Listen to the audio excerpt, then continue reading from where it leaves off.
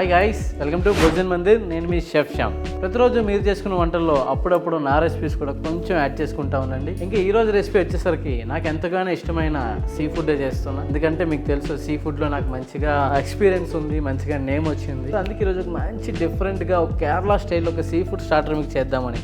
So Malabar fish stir fry అయితే చూపిస్తున్నా. ఎట్లా చేయాలో వీడియో ఫస్ట్ నుంచి లాస్ట్ వరకు చూసేయండి, ఎక్కడ స్కిప్ చేయొద్దు. ఇంకా మన భోజనం మంది ఛానల్ సబ్స్క్రైబ్ చేసుకొని బెల్ ఐకాన్ అయితే క్లిక్ చేసేయండి. ఇంకా ఆలస్యం లేకుండా రెసిపీలోకి అయితే వెళ్ళిపోతాం. ముందుగా అయితే ఒక బోన్లెస్ ఫిష్ ఫిలెట్ ని తీసుకోండి. సో దీనికైతే మనం స్కోర్స్ పెట్టుకుందాం. సాఫ్ట్ గా ఉండే సైడ్ నేను ఇలా క్రాస్ గా క్యూబ్స్ రూపంలోని గంటలు అయితే పెట్టుకున్నాను. ఇప్పుడైతే మనం మ్యారినేట్ చేసుకుందాం అండి. ముందుగా జింజర్ గార్లిక్ పేస్ట్ ఒక సైడ్ యాడ్ చేసుకుందాం. 1 teaspoon chilli powder, 1/2 teaspoon పసుపు, టేస్ట్ కి సరిపడంత సాల్ట్, 1/2 టీ స్పూన్ ధనియా పౌడర్, 1/2 టీ స్పూన్ జీరా powder, 1/2 teaspoon garam masala, ఒక పించ్ సొంటి పొడి. సో ఒక నిమ్మకాయ కట్ చేసుకొని 1/2 నిమ్మకాయని మసాలాపై పిండుకోండి, మిగతా 1/2 ని ఫిష్ పైన పిండుకోండి. ఫిష్ పైన కొంచెం పెప్పర్ క్రష్ చేసుకోండి, ఆరిగానో కూడా కొంచెం యాడ్ చేసుకోండి. సో ఇండియన్ మసాలాను మొత్తం మిక్స్ చేసుకొని ఈ మసాలాని ఫిష్ కి అప్లై చేయండి. నైస్ గా చాప్ చేసుకున్న గార్లిక్ ని కూడా ఫిష్ పైన యాడ్ చేసుకోండి. సో నేను చేస్తున్న ఈ ఫిష్ ఫ్రై అయితే ఏదైతే ఉందో garlic, lemon and coconut milk తో ఇస్తున్నా. మంచిగా అరోమా ఉంటుంది అండ్ చాలా డిఫరెంట్ టేస్ట్ వస్తుంది.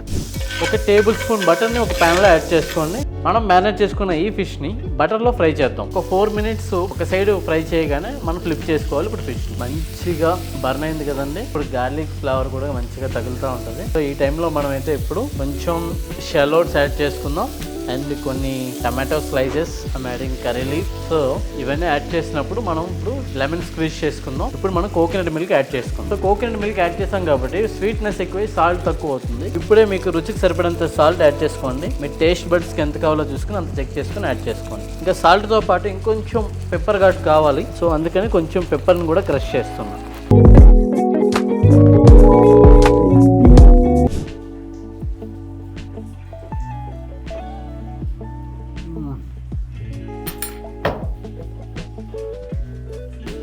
నెక్స్ట్ లెవెల్లో చాలా సెటిల్డ్గా, చాలా స్మూత్గా ఆ కోకోనట్ ఫ్లేవర్, గార్లిక్ నాకైతే టేస్ట్ చాలా బాగా నచ్చిందండి. చూసారు కదా కేరళ మల్బార్ ఫిష్ స్టిర్ ఫ్రైని చాలా సెటిల్డ్గా, చాలా మైల్డ్గా, ఎంతో ఫ్లేవర్ఫుల్గా మనమైతే చాలా ఈజీగా రెసిపీ అయితే ఫినిష్ చేసేసాం.